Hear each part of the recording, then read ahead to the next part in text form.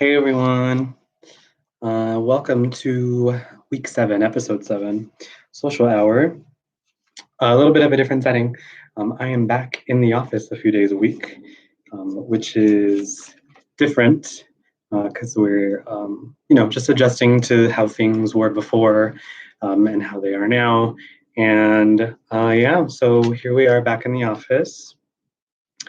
Um, So, like always, we'll start with the 3 deep breaths together, and then we'll move on to our little cards. So, go ahead, we'll do like always deep breath in, hold it at the top, and then exhale. So, deep breath in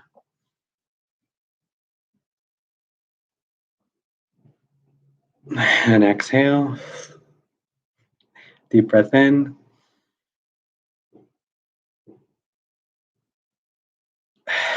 and exhale. And last one, make it really, really, really deep. Deepest breath, biggest breath you've had all day. Deep breath in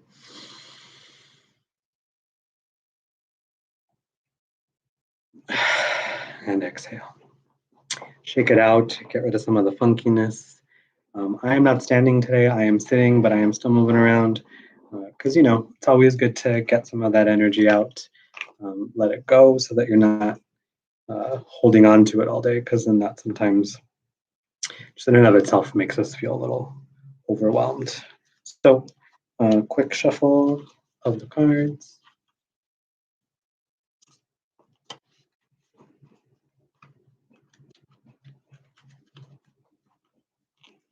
Pick from the center.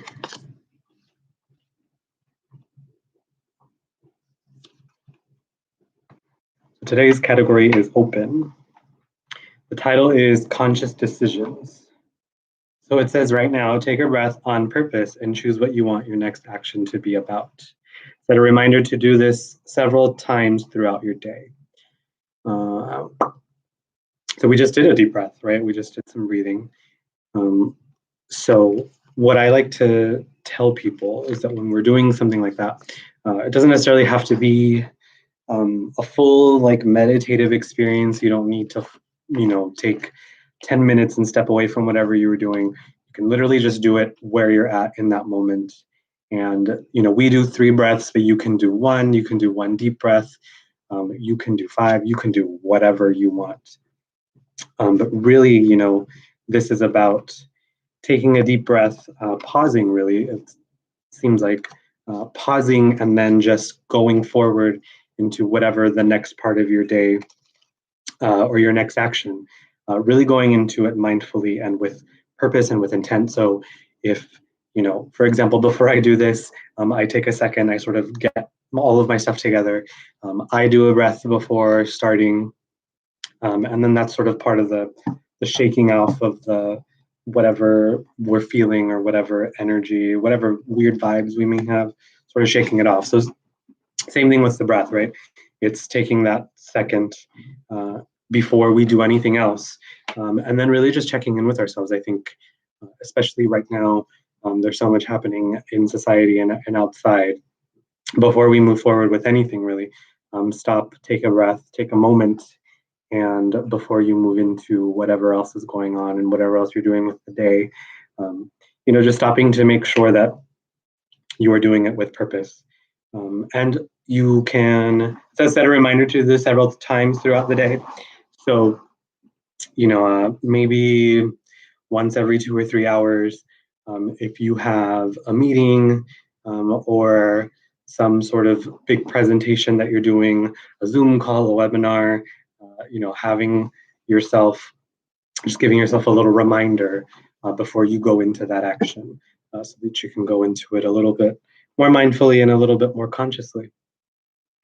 And today, really, I think I wanted to focus on some more mindfulness resources with you all. I know that we've talked about things, we've talked about gratitude, and we've talked about, people in our lives and some emotional stuff and some stop and think skills. And of course, we always talk about breathing. We always talk about, doing things mindfully and with intent. But some other resources that are around, I think, is always good. The main one that I wanted to talk about is there is an app through UCLA, because I've had some folks ask me specifically about meditation apps, but also about other things that they can download, specifically for mindfulness, and not necessarily calling it meditation, but in that some sort of similar realm. So hopefully you all can see this. The app is called UCLA Mindful, and it says, with this easy-to-use app, you can practice mindfulness meditation anywhere, anytime, with the guidance of UCLA Mindful Awareness Research Center. So it's all science-based. They do a lot of research up at UCLA. There's also a Center for Mindfulness at UCSD. Unfortunately, I couldn't find any apps, but I'll give you their information for their website as well, so that you guys can always look it up. So it says this app offers basic meditations for getting started in English and Spanish, wellness meditations for people suffering from challenging health conditions, which is good. We deal with bleeding disorders, hemophilia, von Willebrand's. So having something focused specifically for folks with chronic health concerns, I think, is great. There's videos about how to get started, about meditation postures and the science. So really delving into more of the science behind meditation and mindfulness and some of the things that we've been talking about. And so there's weekly podcasts, a 30-minute meditation on different themes you can search for and bookmark. And there's also a timer. So if you say you want to work up to 10 or 15 minutes every day or once a week, you can start with 1 minute, 2 minutes, set a timer for yourself, and sort of work up to whatever your ultimate goal is. And this is completely free. There is no charge. It's not like a freemium thing. It's not like free to download, but then you have to pay for content. It's fully free. So I want to download it with you all so that we can sort of walk through it and see what it looks like. Some other ones that are out there that we'll go through as well. There's Insight Timer and Calm, which are two really big ones, and Headspace. I think of those three, Insight, Calm, and Headspace, are sort of the bigger ones right now. I know that they were running some promos before. I know Calm has a promo with Kaiser and some other companies where they offer it for free. So when you download it, you'll click the icon on your phone, and then it'll have this menu that pops up. So like I said, it has getting started, basic meditation, some wellness meditations, not medications, podcasts, and then the timer. So when you click on getting started, there's a whole video series, an introduction, some guides on how to choose a meditation, select a meditation posture, and then some info on the science of meditation. And then when you click on the second one, which is basic meditations,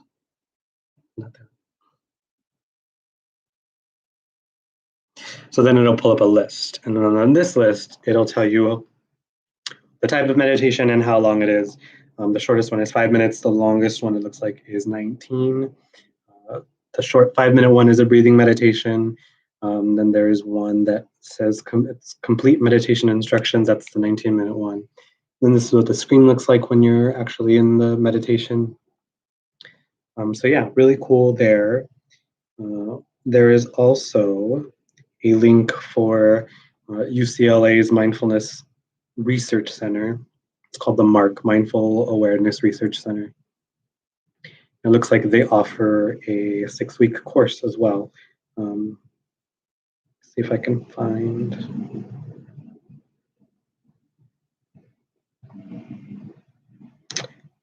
Trying to see if I can find how much it is.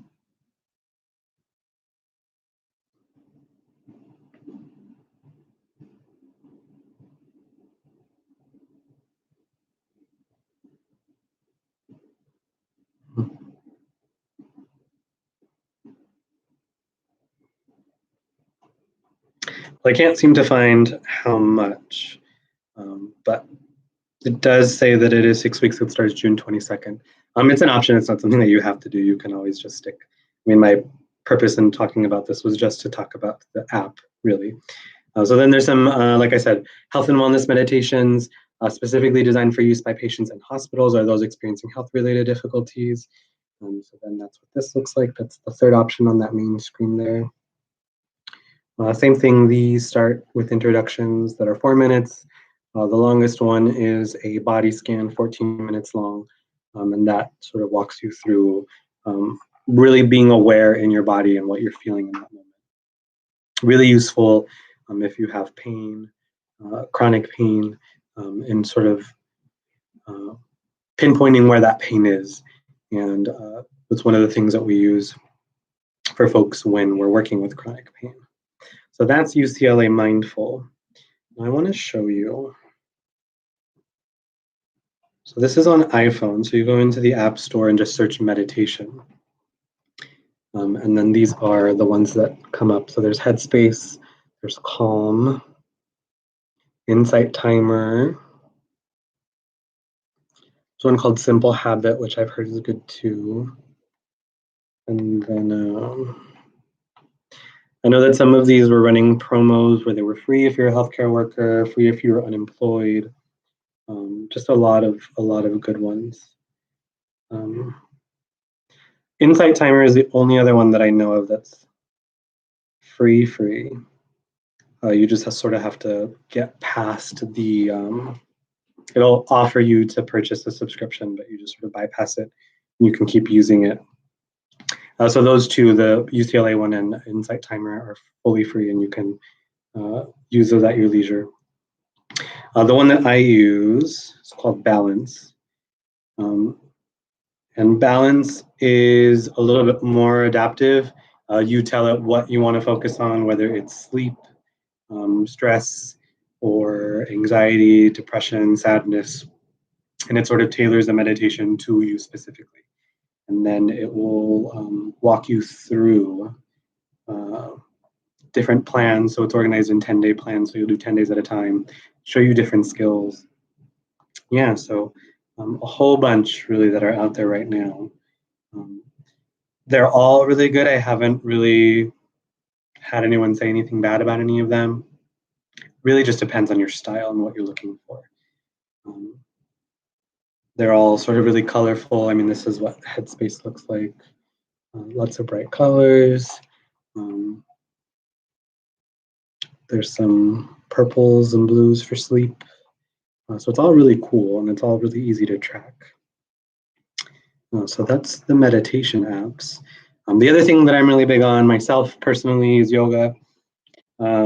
Yoga is a little bit of a combination of the meditation and the mindfulness part, but also with a physical movement component. Peter and Dre on here talk more about the physical part of being healthy and all that. But for me, I think yoga is sort of like marrying those two together. So the physicality and the movement with the meditation part. And for yoga, there's a lot of really good free yogas out there. YouTube is a good resource for free yoga. There is a yoga teacher. Her name is Adrian. No relation, no, just a coincidence. Yoga with Adrian on YouTube is free. It's accessible. There's a ton of different classes. That's just one. I was talking to somebody earlier and just mentioned, you can really just Google yoga for whatever, sleep, meditation, stress, and something will pop up. Even if you have some physical limitations, joint pain or hip pain, you can even Google that, and there'll be some that come up with modifications. But I always tell people, yoga is cool in the sense that you take it as far as you want. So if you are doing a class and you're able to do 60% of it, and the 40% that you can't do, you only do up to a certain point or a certain limit, or you pull back, or you just sort of sit it out. Yoga is non-judgmental. There should not be any judgment in yoga. If you're doing yoga with a teacher or in a studio or a class, no one should look at you funny when you sort of don't do a pose or don't do a movement. If they do, maybe not the best place to, or the best group of people to practice yoga in, but that's what I always say is the cool thing about yoga. Personally, I've had some issues with back pain and knee pain. And I've still been able to do some form of yoga while experiencing pain. Maybe not the full extent of what I'm doing when I'm not having pain, but in those moments, I'm still able to go to my yoga mat and say, okay, well, I still want to move and I still want to have a moment to myself. So let's see what I can do. Let's pull back. Let's sort of limit and not go full throttle, but still, allowing yourself that space to do that. So the other thing, so that's some apps, some yoga, just reading also, trying to get as much information as you can. We already talked about UCLA's Mindfulness Institute and what they do, some of the classes that they offer. UCSD also has a UCSD Center for Mindfulness, which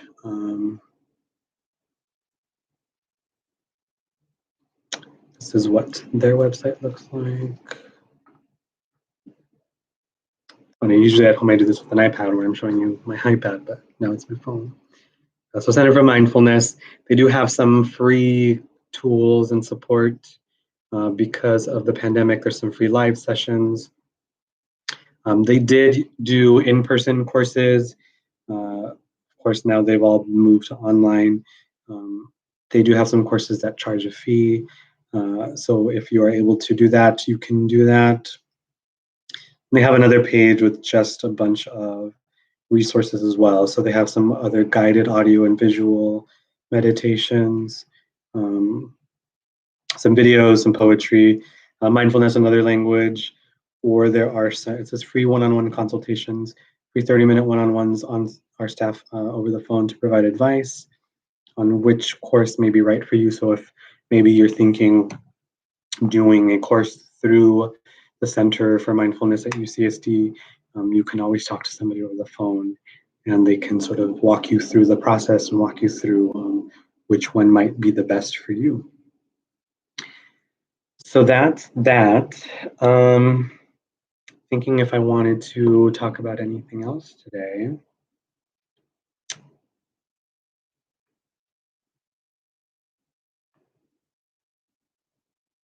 Yeah, like I said, I think I really just wanted to give some more resources on some of the things that we have been talking about. Just so that there's, if there's other things that you want to practice, maybe things that we haven't addressed, things that we haven't talked about, other meditations that you want to try, those apps I think are really good places to start.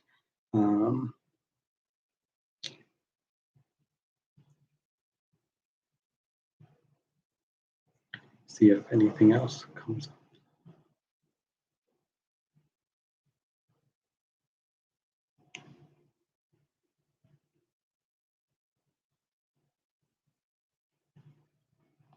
I'm just checking to see if there was any other app or thing that I wanted to address with you all.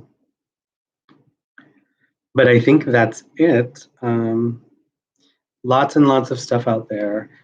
If you have questions about anything, need more guidance, downloaded an app and maybe didn't like it and want another suggestion on where to go, what route to go. If you need more information on yoga resources, I'm available as well. Yeah, you can always reach me on my email, which is adcarranza@health.ucsd.edu. I don't have my little piece of paper that I usually hold up to show you all today with me. But call the office, call the center, 858-657-6028. If I am not in the office, I'm here Tuesdays and Thursdays at the moment. If I'm not here, Eric is always available. He can shoot me a message and say that somebody would like to chat with me, and I will do my best to give you a call back once I get that message. Really, I think, in this moment, it's about taking care of yourself so that you can take care of other people. There's a lot going on. COVID is still very much a thing.